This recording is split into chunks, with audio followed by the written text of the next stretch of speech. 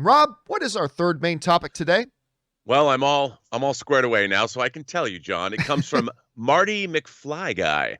Hey, John and Rob, I know you guys didn't like Fast 9, but there was a review embargo, so you didn't give us much detail. Now that the embargo was up, I was hoping you guys could share your thoughts.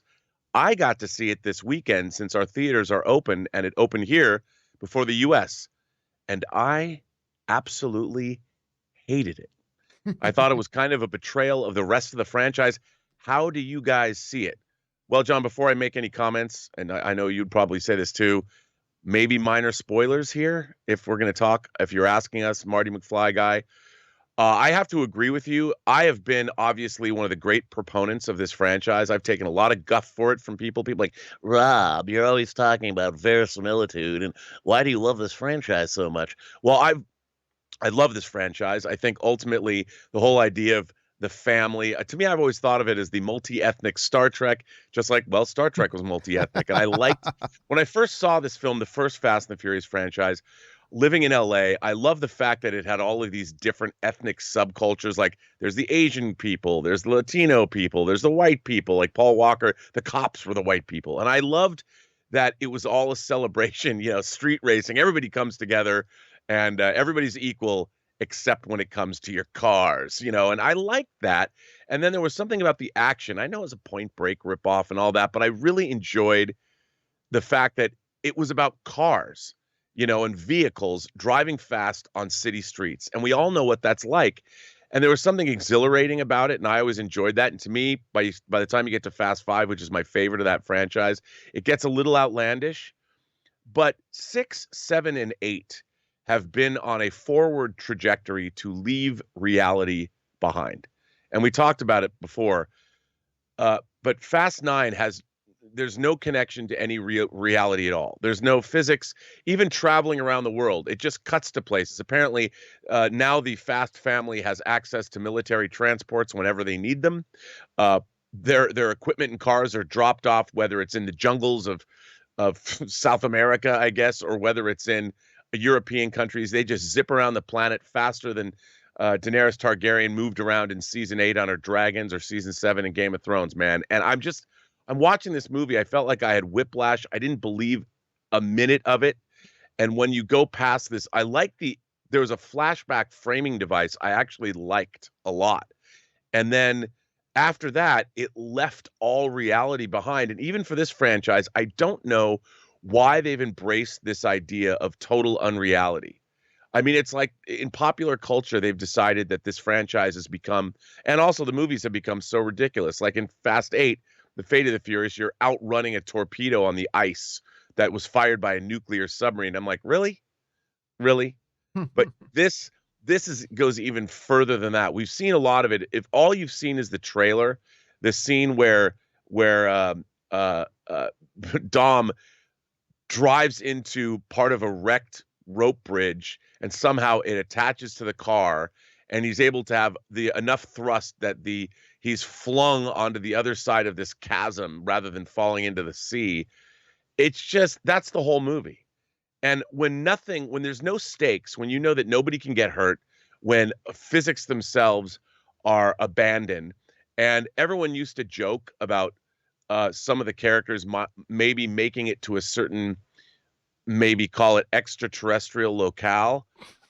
When that actually happens in the most ridiculous way possible, and again, we have an indication in the trailer, I'm like, anything I liked about this franchise, even my beloved Sun Kang coming back as Han, I have to say, man, it lost me.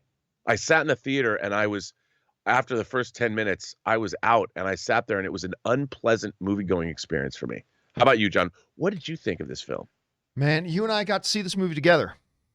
And I was so excited you took me. Since you were with me as we went out with Ann and a couple of her friends who all had dinner together first, I was like, we're going to see Fast 9. Too. We're going to see Fast 9. I was very excited. You know me, some people say to me, John, Fast and the Furious isn't meant to be taken too seriously. It's just meant to be fun. Remember, you're talking to a guy that loves Fast and the Furious 4 through 8. I mean, I liked Fast 8 and I liked Fast 4, but 5, 6, and 7 I loved completely. So you're talking to somebody who understands. Hell, remember, I'm the one who coined the phrase, it ain't science class, it's Fast and the Furious, right? So you are talking to a guy who gets it. Yep. I get it. I really do. Some people may think I don't, but I really do. I get what they're going for. The fantastical within the mundane. I understand that. But make no mistake, this is a terrible movie. It's awful. It's just absolutely awful. Because, Rob, when you do ridiculous things that at least have some kind of tether to reality, like some type of lifeline to reality, that ridiculous. Let's take the in F5, the one driving through the streets, dragging the safe behind them. Okay, that didn't exactly follow all the rules of physics. No, they couldn't have done that in real life, but you buy it in the context of the movie. Because they make sure they have tethers to reality. They make sure they have things happening around them that are realistic. And so the bombastic nonsense stuff is just fun, right? And that's what makes it enjoyable. When you detach all of those tethers to anything resembling reality, the bombastic stuff doesn't feel fun. It feels stupid. Yep. When there's nothing there to at least give you the pretense to pretend and fantasize like maybe this could happen when really like in that one Fast and Furious movie where they jump the car from one building to another.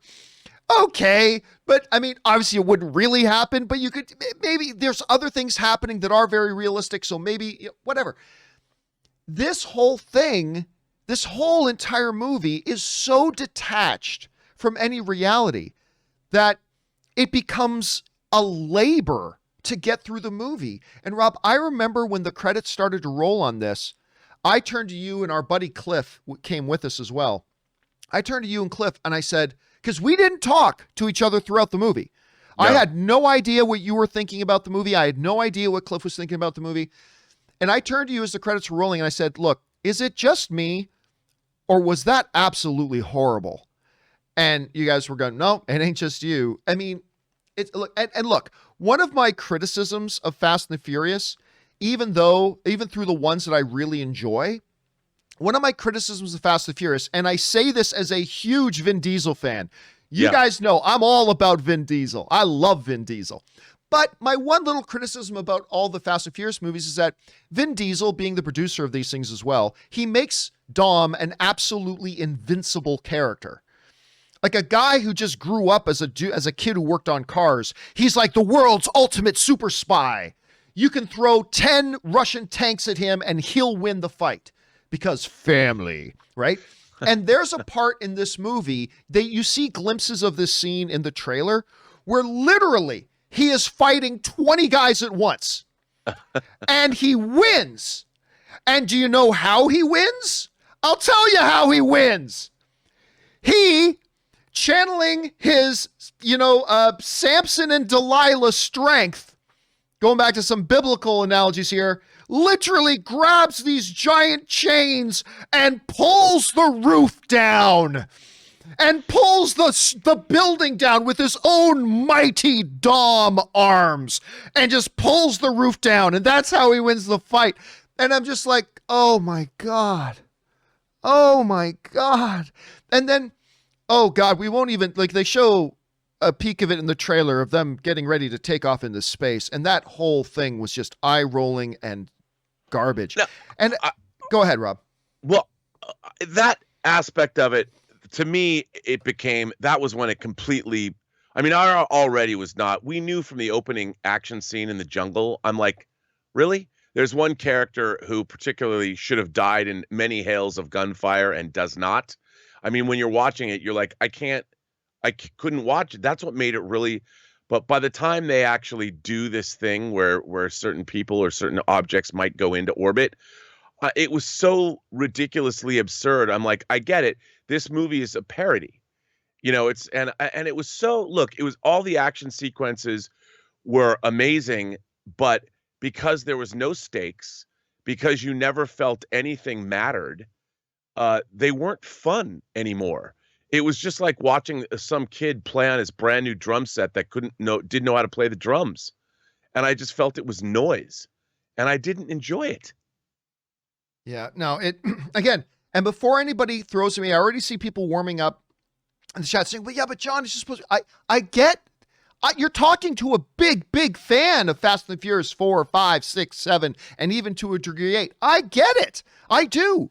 But as somebody who gets it, it's just terrible. Like Rob, I put out a tweet for a minute last night saying I'm struggling to decide what is the worst movie I've seen this year so far, Thunder Force or Fast 9. Now I pulled it down because I realized, no, Thunder Force is worse. Thunder Force is worse. So I took that tweet down, but that's how bad this movie is. It's truly, truly awful.